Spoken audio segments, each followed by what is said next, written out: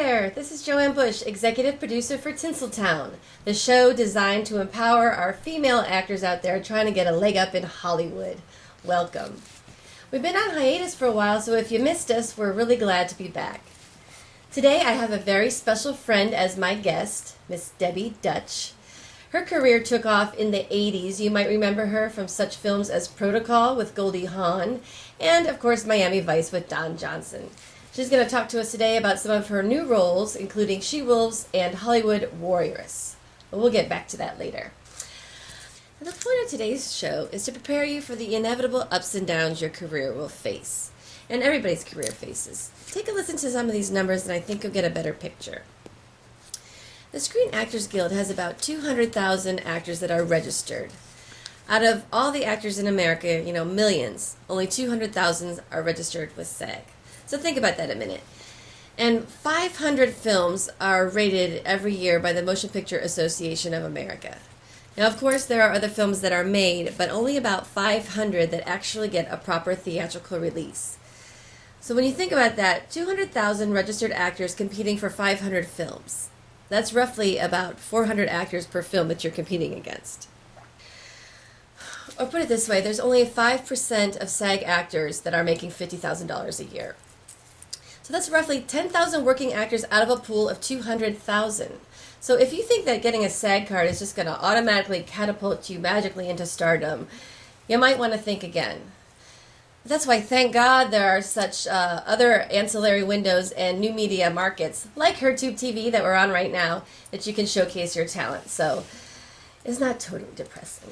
Okay, enough with the Debbie Downer. Let me introduce you to my good friend Debbie Dutch, who was my very first yoga teacher when I came out to LA, and she herself has been in over 50 films.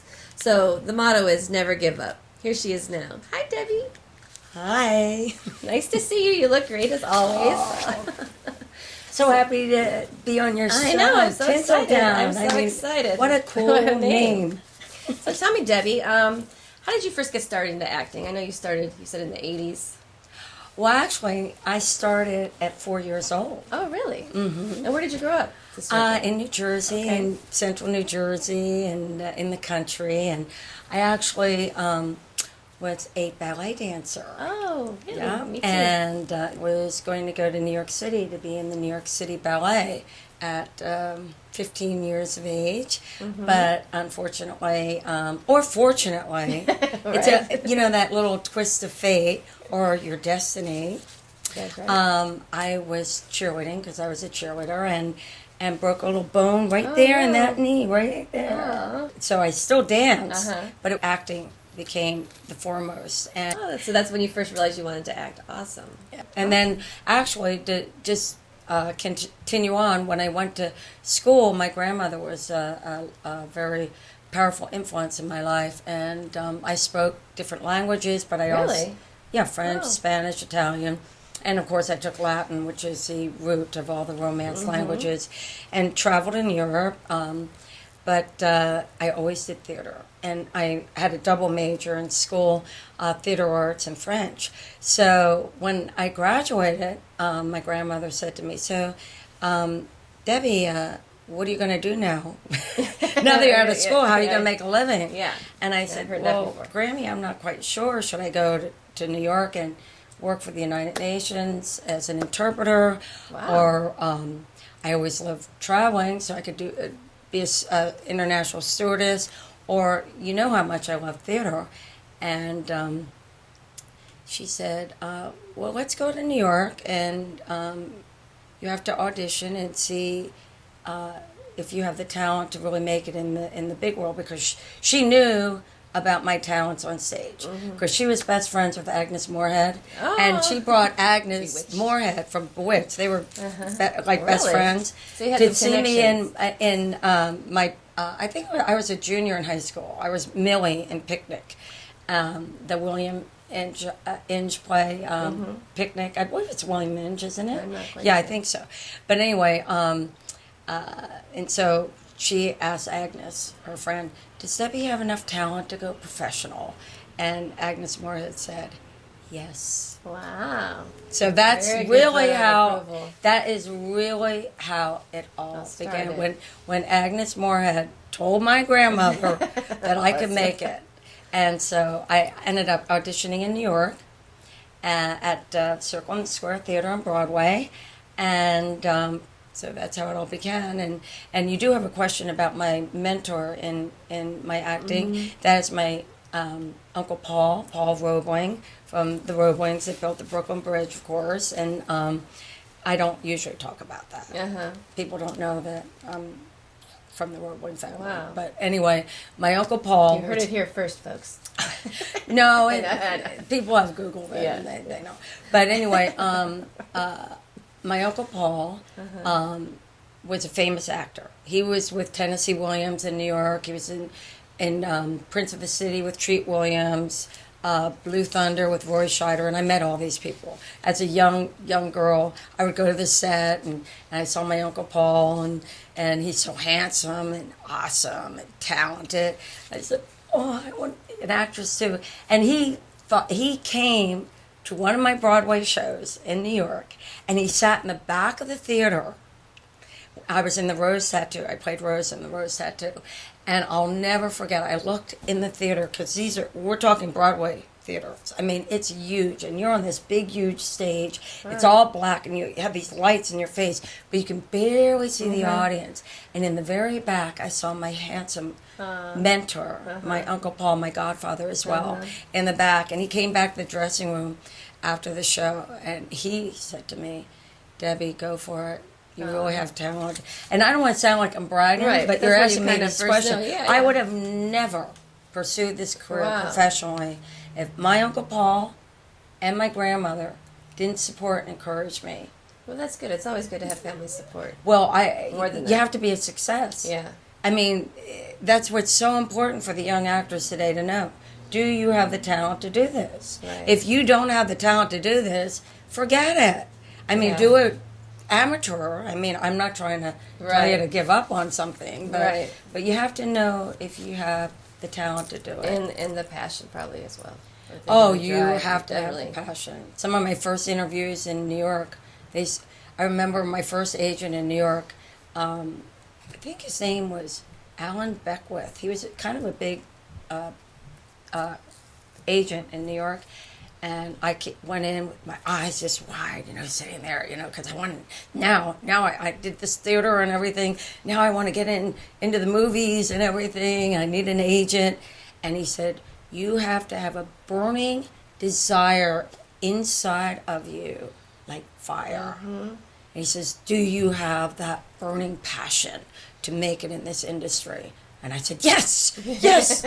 I would do anything to make it in the movies when I was like 17, 18 Speaking years of old. that, now you were quite the bombshell, I'd say.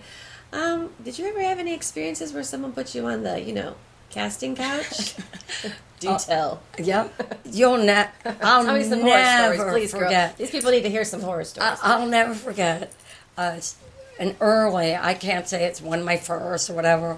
I show up. I won't even say the name of the movie because it'll give away who it is. Oh, no. But I show up for my audition, so excited. Oh my gosh, here I am in Hollywood, which is another whole story, but that's been covered in interviews before. How I ended from New York and Broadway to LA, Hollywood, and the movies. I go in with my little picture resume and all fixed up and ready to go, knowing my sides, and there is the producer, director, whatever, in his, it was like an apartment. It wasn't even an office. He's in a leopard bed. Oh my God. And he's sitting there like this, and he had like little things on, What? and he I don't even know what he said to me, and I opened up the door like this, and I went, oh, and I said, what's going on? And he said something like, come on in. I said, oh, I'm a real actress. And I walk right out the door. What? And I Gosh. suggest that you do the same thing. And did things ever slow down? And if they did, how are you prepared financially? Did you ever have any struggles or take on another kind of job? Oh yeah, I teach yoga. Oh yeah, Yeah, that's right. where we that's met. that's where we met. Yep, and it was a natural Why transition. she has this fabulous body. Yeah. Oh, thank you. But that's how, when I was on Broadway, I would prepare for the performances by meditating and doing yoga before I went on stage on Oh, Broadway. that really yeah. helped get you centered. Mm-hmm. Centered. And what's the difference? You were talking a bit before about being an A actress and a B actress. Can you explain what that is a little Okay. bit to An some of A the viewers? actress is when the movie is financed by a major movie studio like I Paramount, see. Universal, 20th Century Fox. I've worked for Warner Brothers, and there's a lot more money in the budget, but there's complete control by the studio. And that's kind of where we were talking about the 500 movies that are out a year and 200,000 registered SAG actors that are competing for those kind of roles. Oh yeah, But then absolutely. the B actors, that's more independent, would you say? Oh yeah, it's independent, and you have more control, more say over things. Half the time, you know the people you're working for Oh, yeah. because you've worked for them once, and they rehire you. Yeah. They rehire you. I worked for Roger Corman at least 5 or 6 films. Okay. Yeah. But would you say the money is usually less? Oh, the money is considerably less, Oh. but there's money. But I there's mean, benefits as oh, well yeah, because you can definitely. become very, like you said, catapulted to stardom. Oh, in those absolutely, yeah. The main benefit is that in the A's, you usually get the smaller roles because the names get the bigger roles, like Julia Roberts. Yeah. And, people like that. And then in the B's, you get the star role, and then you become the name. That's awesome. Yeah, And and then I later, and then love maybe that. you can get the A roles. Yeah, especially if you're the kind of actress that wants to be the star. Yeah. That's awesome. And we all want to be a star. That's right, that's right. So what are you working on right now? Can you tell us a little bit? I'm working on my own movie that I star and produce in called The Hollywood Warrioress. And What's it's- that about? Okay, it's a really interesting story how it all became into existence. In 1997, I was asked to be in a magazine in Europe, and the photographer came and asked, what kind of persona am I? Because I was listed as in the top 5 B movie queens of America. Oh. And so I said, well, I never thought of myself as a persona. He said, well, we have a vampire, we have a mob girl from, kind of like the 40s, and we have this one and that one. And I said, well, do you have a warrior? And he said, no, we don't. Oh, I so said, you came up with that yourself. I created the whole Oh, that's concept, awesome. and it just took off the story of how it became a movie is That's incredible, and I ended up producing it myself so that I could have control over it. So you and do, so you behind the camera then, and not just I in front of the camera. I produce, That's really star, and have even directed, but I have fabulous directors good. Yeah, that do it. that's I have great. That's a great. couple of different directors, yeah. So what kind of important lessons did you learn? My lessons that I learned was to never give up no matter what.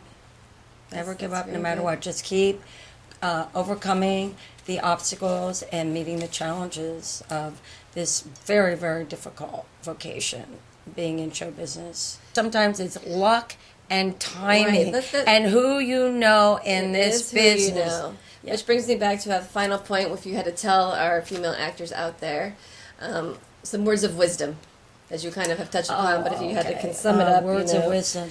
Okay, the words of wisdom is number one. You have to go back to the talent thing. You can't fool yourself. Right. You have to look in the mirror at yourself and say, Have okay, somebody this else is tell you. yeah, and say, what do I look like? What can I cast myself out? Because sometimes we look in the mirror and we don't actually see Right. who we are and what we look like, etc., and so forth. Then you have to know you have the talent. So you have to go to New York, and you have to, the litmus test. You have to be in New York. You have to do this. You have to do that.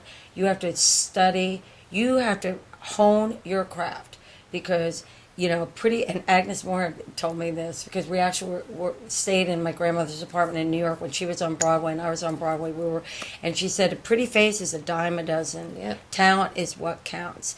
And so you have to validate that you have the talent in order to make in this business because it's so competitive. And I'm not saying, you know, not have a dream to make it in the movies, like all the young starlets, myself included.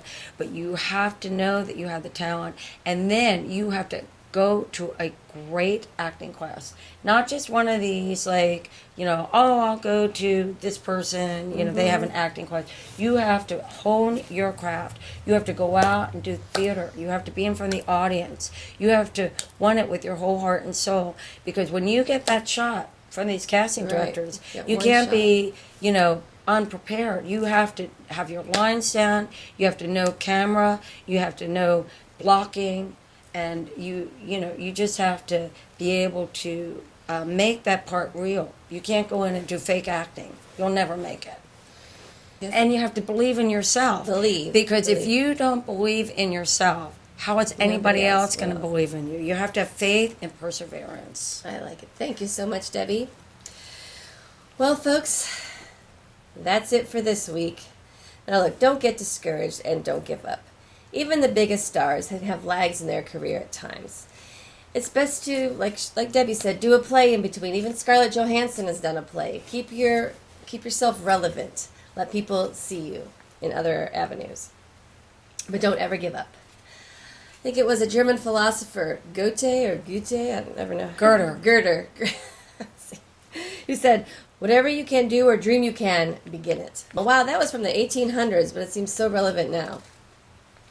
All right, well, we really want you to be our friends on Facebook and Twitter at Tinseltown TV, and our website, www.tinseltv.net, and of course here on HerTube, hertube.tv/Tinseltown.